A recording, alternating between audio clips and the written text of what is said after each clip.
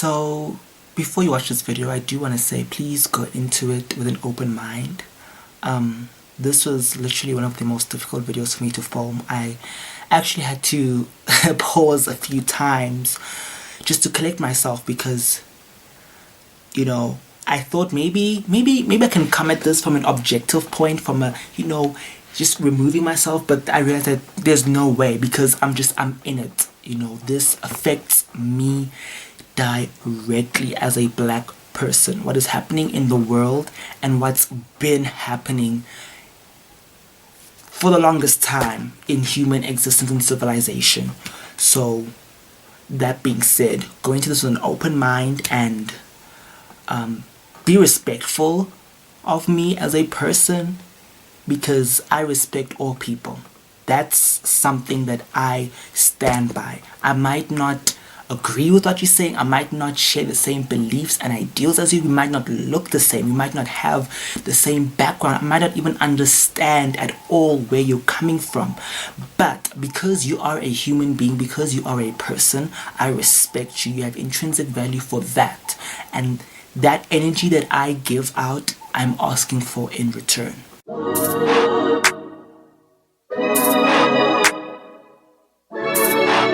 Sanbanan Dumulang, hello, it's Simply Sfisa here, and welcome back to my channel. Now, I don't really know how does one start a video like this. I mean, this is something that I've been really wanting to talk about for a while, and hopefully I think as I go on through the video, maybe you'll understand better why I didn't speak out about it earlier. But what I can say is I'll be speaking from my perspective, my stories, my understanding. I do not speak for all black people, but I do think that a lot of black people, if not all, will be able to relate or understand where I'm coming from. And so if you're watching this and you're not black, and at some point something makes you feel uncomfortable or you're triggered by something, please take a step back and evaluate that for yourself. Sit down with yourself and be like, okay, why am I so pressed by this? So I think I'm going to first start off with like a personal anecdote and sort of work my way from there, because I feel like the whole black experience, racial injustices, there's two sides to it. There is the personal individual experiences that everyone goes through, and that's what I'll be sharing today. But then there's also the universal societal standards and pressures, which I'll be touching on briefly. And yeah, without further ado, let's get right into this video. So I have some notes here.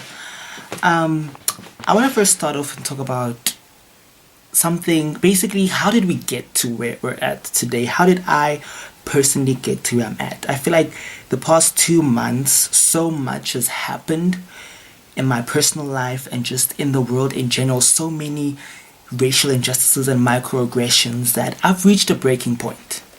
And these 2 months began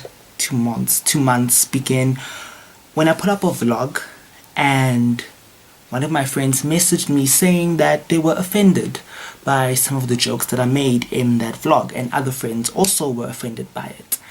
And so I took down the vlog. And just, even though my friends now, we've discussed that issue, the way everything went down hurt me. It really hurt me. So I'm not going to get into too much detail, but basically, one of the jokes that I made was calling the white people that were present at the, present in the vlog, colonizers, and the word colonizer was used multiple times in the video, and they were pressed by that. Now, what I did was, when they told me, okay, that they didn't like that, I was like, okay, let me take a step back. Let me put myself in their shoes, because that's just, I believe treat people the way you want to be treated, and I believe that you need to seek to understand people before seeking to be understood. So I looked back and, I did my research. I even talked to other people about it. And then I came back to them and be like, okay, look, I see why you guys were upset because of maybe the setting and all of that. I'm not going to go into too much detail. But I do not understand why colonizer is offensive to you guys. I don't understand why you take offense to that. Please explain that to me. And they, we discussed it, and I still didn't get an answer, to be honest. I still don't know why they were so touched by that term, because colonizer is a historically accurate term. That's the thing. And you know how when you're younger you're taught that if you point a finger at someone, three fingers point back at you? I don't know if y'all can like three fingers point back at you. Colonizer is one of those words, because by calling you a colonizer, I'm also saying that I was colonized, which is a fact. It's basic. It's kind of like me quoting, if you are white and I'm like, oh, the colonizer. If I'm referring to you as the colonizer, I'm not saying you personally are a colonizer. I know that you personally did not colonize anyone, as far as I know. But your ancestors did. That is a fact. The only reason you are here, most likely the only reason why you are here in this country, South Africa, is because your ancestors left Europe and they colonized us here. And what really hurt me the most about that situation, and you can't say in this situation, thing is, I know a lot of times people like to say, oh no, but this isn't a race thing, don't make it a race thing. As soon as they took offense to the term colonizer, it turned into a race thing. And basically, how I interpreted it, how I internalized the experience, is that you, sir, you, the blackie, you, darkie, we don't like what you said. Don't say that around us. Don't do that. Act right. Get it together. And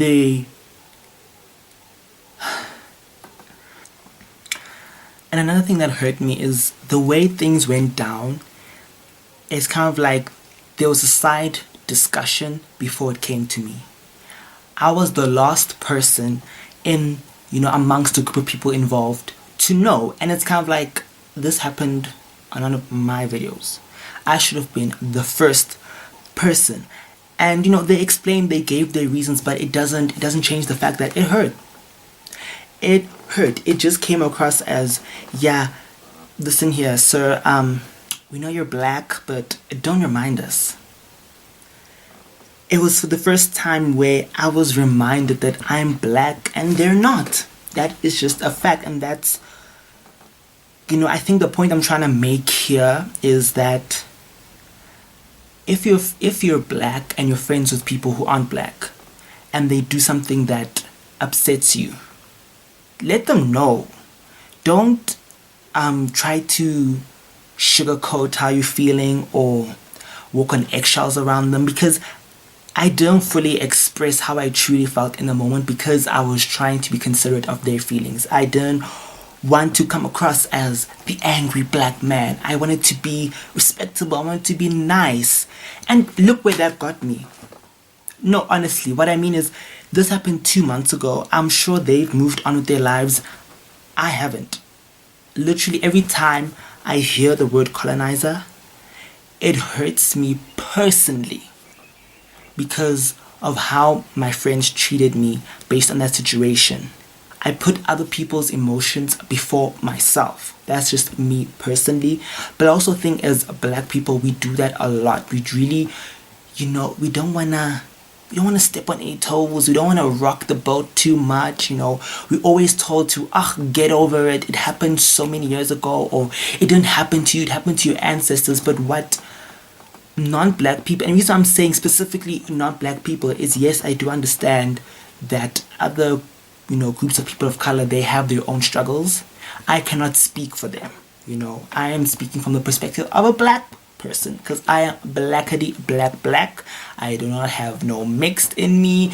As far as I know, maybe I have 2% of something, if you do those DNA tests. But just looking at me, looking at all my relatives, we're all black. And so this is so all over the place, but getting back to the point of, if you have, if you're black and you have non-black friends, let them know truly how you feel, unfiltered, because that is your moment, that is your time to step up and educate them. Because I think, look at my friend group, we became friends when we were quite, we became friends in high school, so we didn't really know much about race and all that. I mean, we knew about it, but we didn't have the vocabulary to articulate, because the thing is, these are feelings that I've felt throughout my life. And it's only now that I'm older, now that I've, done some reading for myself, because that's another thing. You need to educate yourself. And I think that, just segueing from that, if you're not black, it's your responsibility to educate yourself. It is not your black friend's job to tell you, hey, listen, I'm feeling uncomfortable in this situation, or listen, if I say this, it's because of that, or if I say this, don't take it too personally. I, as a black person, I have my struggles, and white guilt is not going to be one of them. Moving on to the next point. So, I mean, that happened, right? So with the backdrop of that whole situation happening, literally that situation happened literally almost a week before lockdown in South Africa happened. And so that happened, and so now we're in lockdown, and so now I'm having all this extra time, and so I've been sitting with this, it's just been sitting and just in the background of my mind. And then I'm spending a lot more time on social media, specifically Twitter. And then while I'm on Twitter, I'm starting to see all these racist TikToks. Just thinking, reflecting to all the stuff I've seen, not only from then, but like now. It's just that I'm always afraid to speak out against, or, speak out against whiteness, white privilege, white supremacy, and afraid to speak for myself as a black person, because I don't want to offend anyone. But the people who are tweeting all this mess, the people who are making all these TikToks, people who are being protected by racist systems, do not care not to offend me. That's just the fact. I can be the most politically correct, be this respectable, nice, go along black person, and still people gonna come for me just merely for the color of my skin. I can literally sit in a room quietly, not say a word to anyone, and I can just get, thing is, what people don't understand is the implicit racism hurts just as much as the explicit, if not more. Because sometimes these people think they're slick, when really we see right through you. We see right through the mess. And that brings us, I guess, to where we're at now in the world. Hashtag Black Lives Matter is trending again. Today is the 29th of May when I'm filming this, and it's the talk of the town. Everyone's talking about it. Well, not everyone, some people are choosing to stay silent, to ignore it. I think some people are just waiting for it to blow over so we can go back to our lives. But let me tell you, this is our lives. Just because Black Lives Matter wasn't trending last week doesn't mean black people weren't dying. Doesn't mean that white people weren't weaponizing the police against black people, because that's at the root of it. That's what's happening. And I feel like a lot of people, especially like in South Africa, they see it as just an American issue, not realizing that there are so many parallels to South Africa. I have a personal experience with this. I believe it was last year, yes, when my dad and I, we were driving around our neighborhood, because it was teaching me how to drive. So, when you learn how to drive, obviously you go around the same route, over and over again, learning how to turn, stop the car, all of that. And then actually I noticed, good to him, and there's a security car that's like following us, and then it waited till we got to like a stop, and then it drove like in front of us. And then the guy got off, and he was like, hi, I got a call from someone. We know it's a white lady. I think did he say it's a white lady? It's a white person. That we know. And they were worried because they said this car being driven by two black men was, I don't think she said explicitly this car was driven by two black men. I don't know what she said, but, this is just my interpretation of what happened. This white lady called a security company, and she was like, hey, listen, I'm here by my house, and there's this car, and there's two black men in it, and they just keep driving past here. I'm scared. Come do something about it. Doesn't that sound familiar? Isn't that how black people in America end up getting shot, killed by the police. It just takes one phone call. And you see the parallel there. Luckily, the security guard who, was deployed, he was like, he could see, like, when he was following us, he could see, no, this is just someone learning how to drive, And he was like, basically, he even, like, I think he even laughed. He was like, yeah, I'm just, doing my job, it's fine, keep practicing, keep doing you, and continue. Okay, so I'm currently editing, and I remembered that there's some things which I wanted to mention, but I forgot to, because I got in my feels. Like, I'm not kidding when I say this really got to me. But when I think of the George Floyd's murder, and if you know about the Amy Cooper incident in Central Park, is that even when we're in a pandemic, even when there is a virus that is killing people, like killing everyone, that is infecting so many people, even in this pandemic, the racism doesn't stop. Even in this pandemic, there are white people who can't just be like, let me just put aside my racism. It's so deeply within them, And if you're not racist, then don't be pressed. I'm not coming for you, because at the end of the day, one of my friends was saying, there are non-racist white people. White people who aren't racist exist. But the racist ones be doing too much. And I feel like also as black people, we also be doing too much to pander to the racist white people. And I think that's why just seeing all of these incidents, think about all, like, if I could literally list all the microaggressions, all the violations and invalidations against me from my entire life, girl, to say we'd be sitting here all day is an understatement. Throughout my life, in school, when it comes to hair, I used to have to, go through all these twists and turns, and I feel like a lot of hair policies in South Africa is targeted against black kids, that's just a fact. And even if you just move from, like, a systematic way, the wealth of this country is in the hands of the minority. The majority of this country is living in poverty. And the majority of this country is, y'all can't see because of this messed up lighting, but it's black, okay? It's black. And I guess in closing, what I want to say is, I'm not invalidating any struggles that white people face. I'm not invalidating any trials that y'all face. I'm not saying that white people or people who aren't black have life easy breezy, lemon squeezy. No ma'am, Pam.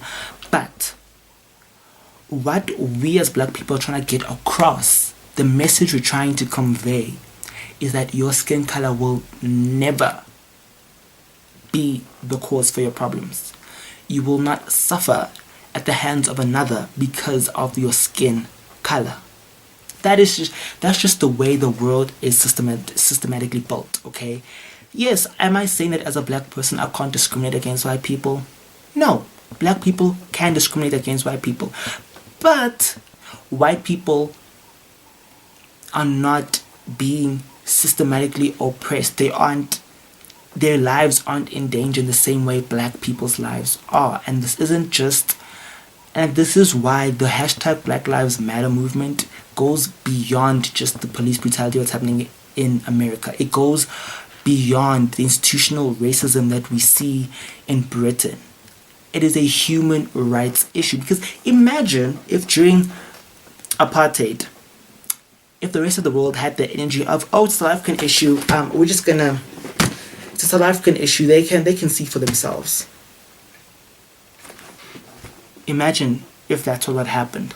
In closing, I'm going to read this tweet, which says, where is it? I see no color is not the goal. I see your color and I honor you. I value your input. I will be educated about your lived experiences. I will work against the racism that harms you. You are beautiful. Tell me how to do better. That's the goal. Because as soon as you say you don't see color, as soon as you try to put on this colorblind perspective, or you want to say we're living in a post-racial society, that is you completely invalidating my experience. That is you disregarding who I am as a whole person. And